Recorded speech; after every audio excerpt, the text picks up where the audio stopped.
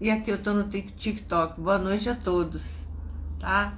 Hoje nós vamos concluir o nosso tema, o nosso estudo sobre a conexão entre as dores e a origem emocional das doenças, tá bom?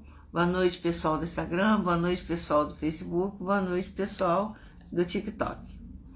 Então, o assunto é extremamente vasto, só que nem eu sou da área médica, né? Então eu não tenho capacidade para estar entrando muito em detalhes. Eu vou me colocar à disposição de todos vocês. Quem desejar mais informações, mande para meu WhatsApp, mande uma mensagem, tá na bio, a minha descrição, o número é 24 999 27 6557. Se quiser mais informação, mande para mim no privado e eu te informo, ou de repente, se for de interesse mais pessoas, a gente faz uma live. Então, para fechar o assunto, eu trouxe um livro da Cristina Cairo, que são 3. Não peguei o Val Capelli, porque é muita coisa. Esse aqui, que é só um detalhezinho que eu vou pegar, A Doença como Caminho. Na verdade, a doença é o caminho, ele vai falar aqui, o caminho para a evolução do ser humano. E vou dar uma pincelada sobre como é que é a atuação dos chakras. Vocês já ouviram falar dos chakras? São os nossos centros de força. Todos nós temos centros de força. Não tem como você existir se os seus centros de força não estiver funcionando. Então tem muito desenho, são 7 chakras, né? Os principais, a gente tem muitos, mas os principais são esses. Então eu vou dar uma pincelada aqui quando eles estão em desequilíbrio. Porque quando eles estão em desequilíbrio, nós ficamos doentes. Entendeu? E muitas vezes é muito importante, fiquei muito feliz de estar podendo fazer essa série com vocês. Tem, lá no meu Instagram tem todos, no meu YouTube também tem. Quem quiser entrar, Fernanda Cardoso. Tem falando de várias doenças. Eu comecei com dor nas articulações, que era o caso de uma cliente, é o caso de uma cliente meu também, há mais de 20 anos, quase 30 anos, né? Sou aposentada por invalidez, por dor nas articulações. Então, eu dei umas pinceladas aqui. Então, hoje, para concluir, vou mostrar para vocês. Então, desse livro aqui, não sei falar o nome deles, são 2 médicos, são alemães. O nome é difícil de falar, de pronunciar. Então, eles fizeram, eu peguei aqui do livro, resumo da teoria deles. Mas como é que pode a doença ser um caminho? Então, vou ler para vocês o que eles falam, tá? A consciência humana é polarizada. Isso possibilita, por um lado, a capacidade de autopercepção, perceber a si mesmo. Por outro, nos torna imperfeitos e incompletos. O ser humano está doente, a conclusão que eles chegaram. A doença é uma expressão da sua imperfeição e, dentro da polaridade, é um acontecimento inevitável. A doença humana manifesta-se através dos sintomas, porque a gente só sabe que está doente com os sintomas, né? Só sabe se você está doente se você tiver uma febre, não é isso? Ou uma dor de cabeça. Sintomas, portanto, são partes da sombra da nossa consciência que se precipitaram em forma física, ou seja, quando as nossas sombras, as nossas questões, os nossos medos, as nossas ansiedades, todas as nossas questões emocionais, quando elas chegam a um determinado nível tão insuportável que elas vêm para o plano físico, que a gente chama de somatização, se torna físico. Aí a gente acorda, estou doente, tá? Como um microcosmo, o homem contém em estado latente, na sua consciência, todos os princípios do macrocosmo. Quer dizer, tudo que o homem tem, o universo tem. Todos os seres do universo têm também. Em virtude da sua capacidade de discriminação, o ser humano sempre se identifica apenas com a metade de todos os princípios. A outra metade é relegada. relegada à sombra. E dessa forma foge a consciência, a gente nem pede, vai no automático, né? Quem aqui que não é assim? A gente vai no automático, levanta de manhã e bababá, quando vejo está na hora de dormir, sábado, domingo, e vamos que vamos. A gente só para quando tem um sintoma. Qualquer princípio não vivido na consciência insiste no seu direito à vida, através dos sintomas físicos. Com nossos sintomas, somos constantemente esforçados a viver e a concretizar aquelas coisas que não pretendíamos realizar. É assim que os sintomas compensam qualquer unilateralidade. A gente vai levando a vida no automático, até que de repente você quebra uma perna. Aconteceu comigo, quebrei um braço, né? Aí você é obrigado a parar e refletir o que está acontecendo comigo, né? O sintoma, aí ele fala assim, a conclusão deles, dos dois, o sintoma torna as pessoas honestas. Olha que interessante. Com o sintoma, o ser humano tem aquilo que lhe faz falta na consciência. A cura só é possível na medida em que nos conscientizamos de aspectos ocultos de nós mesmos, que formam a nossa sombra, e na medida em que os integramos. Assim que descobrimos o que nos faz falta, o sintoma torna-se supérfluo. Quando a gente supera, né? O objetivo da cura é a unicidade e a totalidade. É nós. Qual é o objetivo da cura? É nós entendermos que a gente não é só o corpício. Nós, antes do corpo, antes desse corpo, eu já existia. E já existi muitas outras vezes. E depois desse corpo, eu vou continuar existindo. Então o sintoma vem trazer isso pra gente. O ser humano é perfeito quando enfim descobre seu verdadeiro self, quer dizer, sua verdadeira identidade, e se torna uno com tudo que existe. A doença obriga o ser humano a permanecer na trilha rumo à unidade. A unidade é um com Deus, quando a gente percebe que a gente faz parte da unidade de Deus. E por isso a doença é um caminho para a perfeição. Então essa aqui foi a conclusão aqui dos médicos deste livro. Quem quiser, é um livro excelente. E eu vou pegar de uma vez a Cristina Cairo, que eu explorei bastante aqui os livros da Cristina Cairo, são 3 volumes. A linguagem é a linguagem do corpo, tá? É muito interessante, é denominado, esse tipo de estudo é denominado a metafísica da saúde, tá? Então ela vem assim falando, ó, a medicina psicossomática ou metafísica da saúde, como vocês queiram se referir, né? Explica ainda algumas manifestações que ocorrem no maior órgão do corpo humano, a pele. É o maior órgão do corpo, você sabia disso? A pele é o tecido que manifesta as emoções. Vocês já repararam quando a gente fica nervoso, a gente começa a coçar, começa a sair brotoeja, aquelas manchas. Já percebeu isso? Comigo acontece isso. Manifesta as emoções provocadas pelo contato com o mundo externo, quer dizer, quando você sai dentro de si mesmo e vai se conectar com o mundo exterior. Ruborizamos-nos quando nos envergonhamos de algo. O pavor nos leva à palidez, ou ficamos arrepiados diante de algum fato assustador. O medo e a vergonha provocam uma contração muscular natural, né? Que faz com que haja uma vasoconstrição, diminuição do calibre dos vasos sanguíneos. Por isso que dá uma pressão alta e às vezes você tem um AVC, né? Dificultando a circulação do sangue nas áreas periféricas do corpo. Daí os arrepios, a palidez, etc. Se algo irrita extremamente alguém, pode surgir nessa pessoa sinais evidentes de urticária, né? Ou até mesmo de verrugas em sua pele. Essa eu não sabia, sabia? Que verruga tem a ver com sinal evidente de irritação.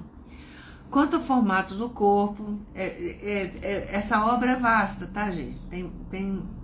pano para manga aqui, eu teria que ficar falando. O corpo recebe os eflúvios emocionais, causando distúrbios orgânicos. Ou seja, o nosso corpo, quem define o nosso corpo é a nossa mente, as nossas emoções. Nós é que definimos se a gente vai ser magro, gordo, se a gente vai ser atlético, se a gente vai ser mirradinho, tá? Assuma então, aí ela fala, uma nova postura mental, mas saiba que não será da noite para o dia, para que as mudanças acontecerão. Na verdade, aqui a gente está dando uma pincelada para que a pessoa desperte para esse assunto, né? Persista na busca de si mesmo e mantenha calma em todos os momentos difíceis da vida. Seja mais amoroso para consigo mesmo e para com todos os seres vivos. Isso foi a Cristina Caira, aqui no livro 2. Eu trouxe assuntos do primeiro, do segundo e do terceiro. Como hoje a gente está fechando, hoje não vai ser demorado. Então eu trouxe aqui os 7 chakras. Então a gente tem aqui o primeiro, coronário, no alto da cabeça. A gente tem um aqui, frontal, que é da visão, da vidência, da percepção do mundo em volta. Aqui a gente tem laríngeo, que é a nossa comunicação, né? Aqui a gente tem o cardíaco, das emoções. Aqui, na altura do estômago, nós temos o plexo solar. Na altura do umbigo, que a gente chama de umbilical. E na região do períneo, que fica entre uma coisa e outra. Nós temos o chakra básico, tá bom? Então, eu vou ler aqui para vocês. Quando o corpo físico está em equilíbrio, aí depois eu vou partir para o desequilíbrio. Porque equilíbrio, só para você ter uma noção de como é importante. Então, quando é o chakra coronário, quando ele está equilibrado, quando a pessoa está bem, regula o funcionamento de todas as glândulas, regula o equilíbrio hormonal, os hormônios, e regula as atividades cerebrais e auxilia no combate de doenças generativas, quando ele está bem, tá? Isso é só esse chakra aqui. Aí ainda tem mais. Tem a mente, o equilíbrio, né? A conexão com a mente universal, com a nossa concepção de que nós fazemos parte do Uno, que é Deus. Compreensão e clareza sobre a vida, expansão da consciência, ascensão, aumenta a sua mental, cocriação, servir ao universo, ser útil, né? Pureza, verdade, vida e amor, respeito ao livre-arbítrio, o seu e o dos outros. Quem está com equilíbrio nesse chakra coronário jamais abusa de outras pessoas. Muito bem. No campo emocional, quando ele está em equilíbrio, como é que funciona? Alinhamento emocional com o universo, vibra no amor, na luz, na vida, tem motivação na alma, equilíbrio emocional e elimina os medos. Quando você começa a sentir muito medo, o seu chakra coronário não está em equilíbrio, tá? Conexão com a centelha divina, universo, propósito de vida, trabalha a mediunidade, que é a capacidade de percepção da 4ª dimensão. E intuição também, servir ao universo. Agora, quando o corpo físico está em desequilíbrio, como é que está o chakra coronário? Desequilíbrio das glândulas, desequilíbrio hormonal, aí começa a aparecer as doenças. Entendeu? Era isso que eu queria mostrar para vocês. Desequilíbrio das atividades cerebrais, a pessoa começa a dar tilt, começa a vacilar. Às vezes ele está funcionando, rodando demais, porque são rodas, né? Quem tem vidência, quem aquelas pessoas que têm percepção extrasensorial, elas conseguem visualizar nitidamente o chakra rodando, ou não, ou parado, ou com uma fumacinha escura em cima. Então, se ele tiver o hiperativo funcionando demais, a pessoa entra em desconexão com o universo, sentimento de não pertencimento e falta de motivação. Tem outros problemas também. falta de propósito, depressão, dificuldade de compreensão, dificuldade de cocriar, egocentrismo, excesso de medo, desrespeito ao livre-arbítrio, medo intenso, fobias, aumento de desequilíbrio de todos os chakras. Se você conhece alguém que está com esses sintomas, pede para a pessoa fazer um reequilíbrio de chakra. Pode ser uma sessão de reiki. Eu também trabalho com isso. E pode ser uma meditação, yoga, maravilhoso, né? Quando esse chakra não está funcionando direitinho, está funcionando pouco, aí ele dá uma observação aqui. Geralmente o chakra coronário hipoativo aumenta os desequilíbrios. Quando ele não está bem, ele aumenta o desequilíbrio do chakra frontal, laríngeo e cardíaco. Ele em desequilíbrio, desequilibra os outros. Desunião com o todo, falta de propósito na vida, sentimento de não pertencimento no mundo e crises existenciais. Então, começou a ter esses sintomas, vai procurar um reequilíbrio dos chakras, tá bom? Não vou ler todas as funções não, senão vai demorar muito. O segundo seria o segundo aqui é o chakra, esse aqui, que é o frontal, tá? Quando ele tá em equilíbrio, tá? A pessoa tem consciência, tem discernimento, tem compreensão, aprendizado, raciocínio lógico, perspicácia, autoconfiança e reduz níveis de autocobrança, que a gente tem mania de se cobrar muito, né? Também outra coisa que eu tô vendo aqui, lembrei de falar com vocês, a gente precisa estar sempre testando como é que tá as nossas vibrações para modificar. Porque quando a gente não está vibrando no mais alto, a gente sem querer se desequilibra nesse mundo doido que a gente está, todo dia tem má notícia, então a gente tem que buscar elevar a nossa vibração. Tem um quadro ali, é um trabalho que eu realizo também. Ali atrás vocês estão vendo, para florais de bar, é outro mecanismo, outra ferramenta que a gente tem para reequilíbrio, tá? Aquilo ali eu uso como pêndulo. Eu giro o pêndulo, coloco o nome da pessoa como testemunha e vejo se a pessoa, qual floral que a pessoa pode estar utilizando para se reequilibrar emocionalmente. Tem várias ferramentas. Cada profissional trabalha de uma forma, né? Bom, quando o emocional está em equilíbrio, como é que funciona o chakra frontal? É uma pessoa tranquila, séria, organiza as emoções conturbadas, ele próprio se organiza. Isso desde criança até adulto, não é só adulto não, criança também. Transmuta emoções negativas, auxilia na eliminação de medos e traumas, quando esse chakra está funcionando bem, está equilibrado. O espiritual da pessoa, quando está em equilíbrio, esse chakra, conexão espiritual, intuição, desejo por práticas espirituais e mediunidade, que é clarividência e clareaudiência. Você começa a ter percepção das coisas. Bom, quando o corpo físico está em desequilíbrio, como é que fica o chakra frontal? Dor de cabeça, enxaqueca, insônia, sonolência, zumbido nos ouvidos, tontura, dor no globo ocular, problema de visão e bruxismo. Começaram os problemas. Quando ele está hiperativo, quer dizer, quando ele está girando demais, tá? Excesso de pensamento, gente. Agitação mental, falta de clareza mental, falta de foco, de concentração, dificuldade de aprendizado. Olha, as crianças, tem muita criança com dificuldade de aprendizado e memorização. Estresse, irritação, dificuldade de identificar o que é intuição, ou a intuição é o pensamento. A pessoa, quando ele não está trabalhando bem, a pessoa não consegue distinguir se foi uma intuição ou se foi um pensamento, se é dele próprio.